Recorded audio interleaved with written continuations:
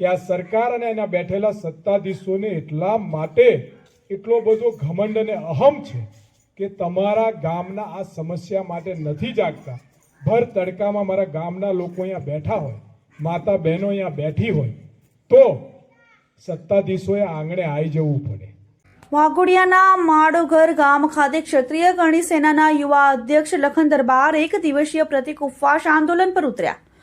માડોઘર ગામના વિકાસના કામોની યોગ્ય કામગીરી ન થતા વાઘોડિયાના ધારાસભ્યથી નારાજ થયેલા માડોઘર ગામના લોકોએ અનેક સમસ્યાઓના નિરાકરણ માટેના લખન દરબારને આમંત્રિત કર્યા હતા।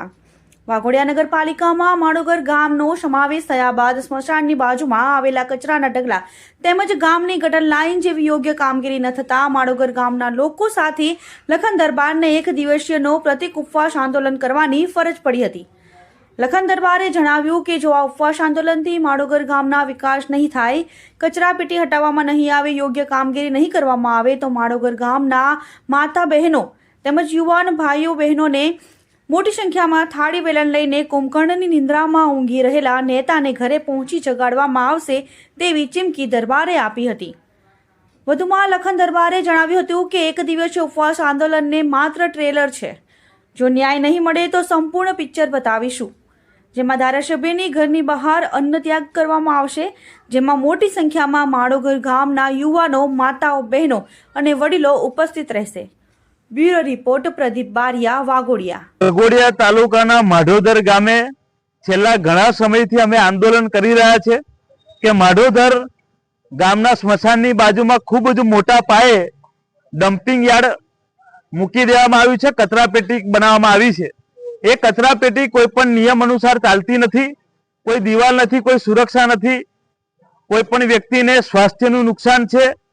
તેમજ માઢોદર ગામના લોકોને ગટરની સુવિધા વ્યવસ્થિત મળતી નથી, પાણીની લાઈનો વારે ઘડીએ લીકેજ થઈ જાય છે। એ પાણીની લાઈનોનું નવીકરણ થવું જોઈએ।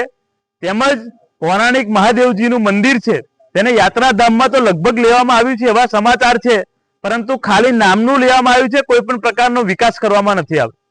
વિકાસની વાત તો દૂર છે, પરંતુ મહાશિવરાત્રીનો મહાપર્વ આવી રહ્યો છે ત્યારે ગામના લોકોએ ચીફ ઓફિસર નગરપાલિકામાં રજૂઆતો ઘણી કરી કે અમારા મહાદેવજી મંદિરનું ચોકને સાફ સફાઈ કરવામાં આવે, પરંતુ એ પણ સાફ સફાઈ થઈ નથી। હું ચોક્કસથી કહું છું કે આ ગામ પ્રત્યે આ લોકોની નફરત થઈ ગઈ એવું લાગે છે, કારણ કે આ ગામ લોકો માટે બોલે છે, પોતાના માટે અવાજ ઉઠાવે છે। એ આ નેતાઓને, સત્તાધીશોને ગમતું નથી, પરંતુ અમે અમારા ગામના લોકોને પ્રેમ કરીએ છીએ। જે અમારા ગામના લોકોનું ખોટું થશે, રજૂઆત નહીં સાંભળવામાં આવે, તે એમની સાથે ઉભા રહીશું।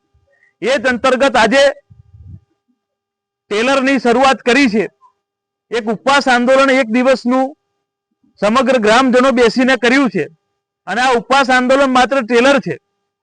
હજુ પણ જો કોઈ પણ પ્રકારનું નિવારણ નહીં આવે, ન્યાય નહીં મળે તો ભવિષ્યમાં મોટું આંદોલન કરવું પડશે, તો પણ લોકો તૈયાર છે।